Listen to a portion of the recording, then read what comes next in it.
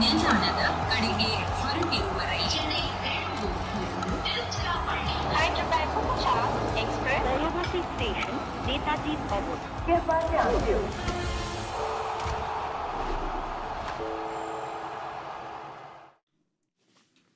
That was some workout for the umpires. 17 sixes and as many boundaries, I suppose. 235, the score for the Lucknow Super Giants.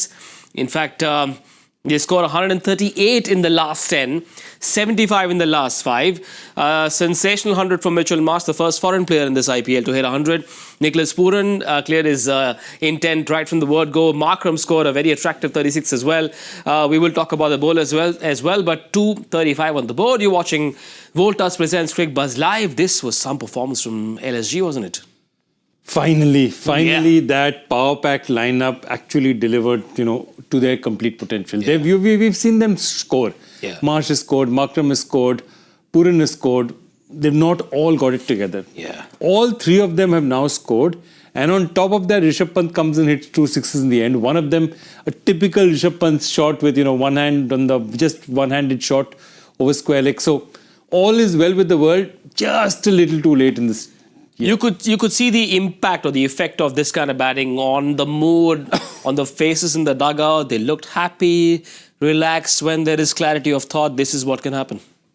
Yeah, I think very much a case. So we said at the beginning that a dangerous side simply because of the power they possess. Yeah. We also said for the Gujarat Titans, it was necessary to take wickets up at the front if they can punch holes into that batting lineup and get rid of Marsh, Markram and Pooran. Then they can sort of ease their way across everything else, because those have been the three that have kind of packed a punch in the course of the tournament, even though they fell off a cliff, to use a phrase. And so this time around, without the pressure of we're trying to qualify, this one has a lot riding on it and all of that, they managed to play freely. And when they do play freely, as they showed at the first half of the tournament, then you're in trouble as bowlers if they get going. And they did. 88 of Mitchell Marsh's runs came off boundaries. 8 sixes, 10 fours, that's 88 runs. And he was in some kind of mood tonight. He was absolutely superb. And, interestingly up front, I mean, if you see Mitch Marsh, so much of his power is straight. Yeah. So thrice at least there were opportunities for the bowlers. Rabada, Siraj, Sai Kishore. Just the ball was hammered back at them. All of them got touches and all of them were in one way saying, I'm lucky I didn't get it too well because, I would have broken a hand. Yeah. And that's his power. His power straight is so awesome up front that even for bowlers in their follow through to sort of catch those are very difficult. But that's what he does. Once his, he plays in that straight, a very narrow V up front. Yeah. And then once he gets going, then he's just majestic all over the ground. Yeah, aside that, when you think about the way that they were put together, and you think of the likes of Marsh and Pooran, I'd go even to Badoni, is it Samad? Boundary count. Think about them as boundary hitters in the phases that they bat. And for Marsh, what you get, just like the way Pooran goes, is if they get through the first bit, they don't throttle back. They keep going for boundaries. So what they will have is a high percentage of boundaries in whatever score that they get. Because if they can carry on and bat all the way through, then essentially what they want to do is bat you out of the game. And the likes of Pooran and Marsh, well, you want to get them out because it's not just fours, they hit sixes. So, yeah, it was clarity of thought, as you say, just absolutely no inhibitions and nothing that said, oh, look, we've got to this point, now we can, make sure we get there. No, one down, away you go, you just keep going. These days, analysts know it all. I'm sure that kind of intel would have been offered to the GT bowlers. But if you keep offering, hittable balls here, they will go there. And that's what's evident in his wagon wheel as well. Lots of runs on the onside. Take a look at that. Yeah, lots of runs on the onside. And look, he's got that strength. But if you see his greatest strength is at 29-23. Straight up is where he hits so many of his balls. Then if you're allowing him and you're giving him width, then he'll just keep moving his way back. Very interesting that, the ramp and all which you see a lot of towards third man and deep point, none of those are the shots. Those are not his shots. His shots are down the ground And that's his real strength, And it's interesting because I think that's the one thing that's evolved, that everyone does not need to bat like Surya Kumar Yadav. You can get your runs in different ways. Sai Sudarshan has shown it, Shubman Gill's shown it. Yeah. And today Mitch Marsh, by getting the century the way he did, has also shown it. And he's got it in very, very good time. 550s and 100 now finally this season. I was just looking at other Aussie coaches that he's worked with in the IPL. He's had Jeff Marsh and he's had Darren Lehman as well at DC. Can this kind of form be attributed to Justin Langer's presence, who perhaps would have worked with him very closely in the Australian setup? Look, the truth is, I think he's had a lot of Australian coaches, including his own dad. In 2011, when he joined for the Pune Warriors, his dad was there.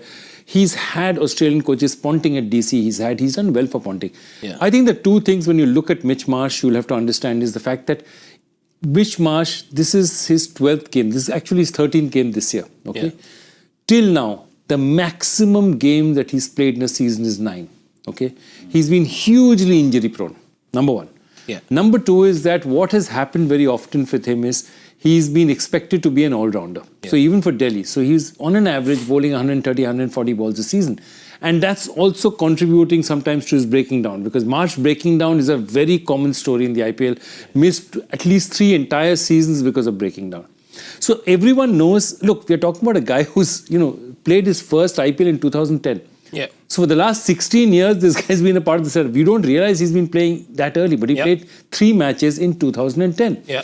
So what you're saying is, this guy has he's been told, forget about your bowling. Yeah. If you just bat, you give me value up front and stay fit. Okay? And he's played 13 matches for them. Or I think 12 matches. No, he missed 1 match. He played 12 matches for them. Yeah, he was ill for Yeah, he was. And his daughter was ill, I think. that's the one. His daughter was ill for a match. So that's the difference. For me, that's the biggest difference. He's being healthy. Yeah, and it's made a difference. One, impact player. So if you have a player who's injury prone and all the rest, you can kind of Cotton wool them and make sure they just come out and do the job that you want them for.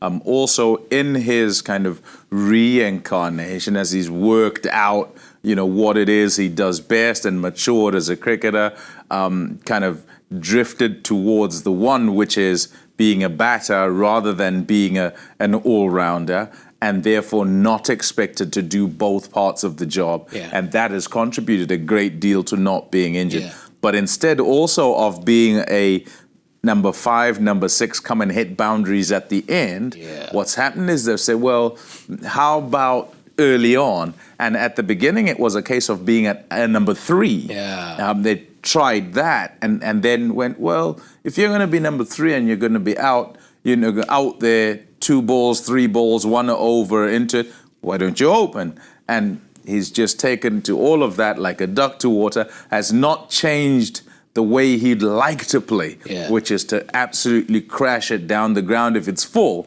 But his strength actually, despite the fact that he seems to hit so much up the ground, down the ground, and straight, is because of being from Western Australia. If you're short, he'll absolutely punish you, right? Yeah. So you try and stay away from there. Today, the only thing I'd say about today with the bowlers is that they didn't quite take him outside off to say, let's get outside your arc. Let's see what you do out there.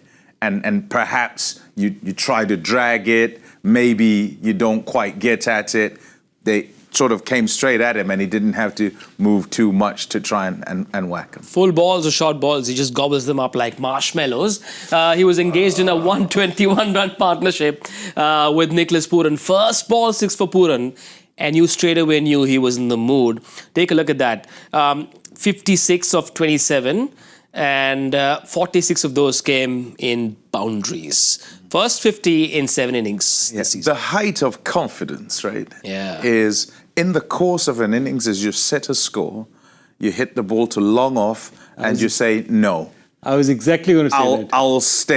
I'll stay here with this left arm spinner bowling because I'm going to absolutely take him down. Yeah. Next ball went out the ground for 6, right? So you think back to how things have gone over the last 7 games. There's no ways they'd have done that. Turned down 1 run, right? Because they were just clamoring, scrambling, trying to get runs here, there, everywhere with their main players having lost form. Yeah. But all the pressure off, nothing doing. Okay, don't worry, bowl another one, I'll hit it out the ground. Take a look at the bowling card. At one stage, Siraj looked like he was bowling in a different league, and then he decided to chirp a little bit to Nicholas Pooran and paid a price for it. Yes, 10 dot balls, but 37. But what's perhaps more shocking is their premier spinner, one of the best in the world in this format, bowls just 2 overs and gives away 36. He looked completely out of it. He looked completely out of it. He was bowling to Marsh, and the first ball he just dragged down. And you could almost, Marsh's eyes had this 2 things, triumph and disbelief. Yeah. This is Rashid Khan. Rashid Khan is a metronome. He gives you length. It's impossible to hit. So there's a lot going on. Perhaps physically he's not fit. He just was not getting his length. And the moment you bowl short on a pitch like this to guys who move so fast, Yeah. I mean, even a Pooran can just swivel so fast. So he just got so badly punished. Yeah. I mean, the way Rashid Khan bowled to there, you can make out he had no confidence. Yeah. And I think it's a good thing that they just took him off the attack. See, today is a kind of day where they had 7 bowlers. Yeah. And they still couldn't, rotate them around well enough for them to be able to contain them. Now, 236 the target. They scored 205 without losing a wicket. Gill and Sudarshan, the best opening pair in the history of the IPL. On numbers, they scored 839 this season, an aggregate of 839. That is, if there is any duo that can perhaps enable a team to win, it is this. They've got to believe they can. They'll believe it because in the previous game they chased down without losing a wicket at Delhi. Absolutely no trouble. The two of them made a game with 400 runs look so boring with the way they just like, oh yeah, whatever, bang, bang, bang, thanks for coming. Yeah. However, I think it'll take some getting here. Early on, it didn't look like that pitch was kind of really good. It might have kind of got better now, batting second, and would be the reason why they want to bat second. 235 takes some getting. So if they are to do this, then you don't want to miss a single ball because, wow, I know they've been good together, Sudarshan and Gill, yes, but this pressure says you can't put a foot wrong and you can't get too far behind the rate because if you do, you're going to leave too much work at the end. Let's hope that it's a close contest. If they don't get there, that they get close anyway. The LSG batters can perhaps look at their bowlers and say, listen, 235 is a lot of runs and you have to figure a way to defend this. I mean, I know they don't have Mayank, Will O'Rourke has just come in, but the bowlers should be very comfortable going in to defend the score. Not comfortable, but you have runs behind you, so you can attack. See, I think the big thing about attacking against somebody like a Gujarat is you've got to try and take wickets up front. Yep. You have to try and give them length balls, see if they nick off, have a couple of slips, attack early up front because see they're going to hit you anyway. Yeah. If you get a couple of wickets, because the middle order has not been exposed. Yeah. And I think for me, the key here is also not just the two of them, it's Butler.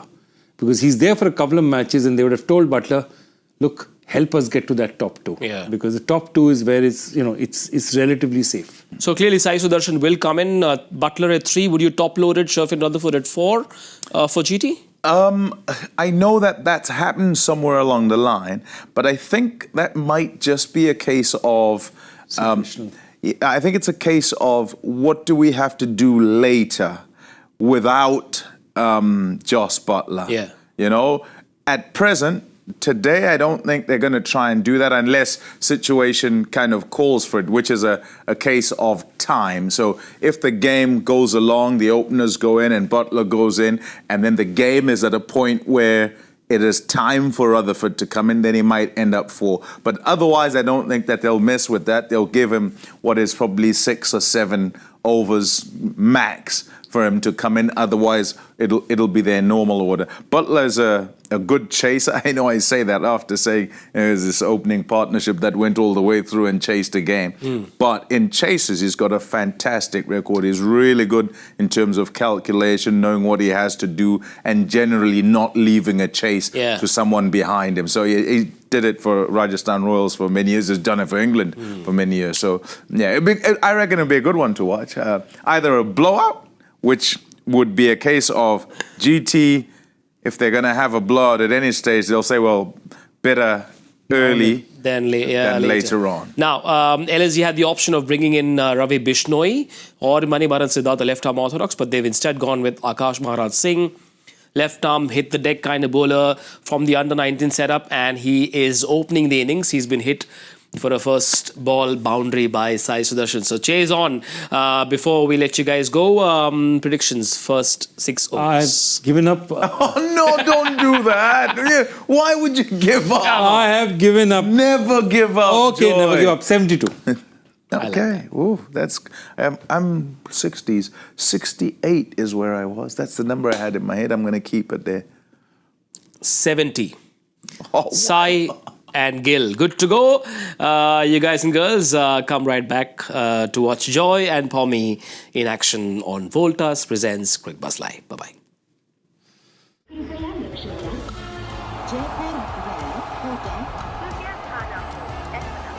Delhi में आपका स्वागत ನಿಲ್ದಾಣದ ಕಡೆಗೆ ಹೊರಟಿರುವ ರೈಲನೆ Hyderabad Gujarat Express Varanasi Station Netaji Bhavan.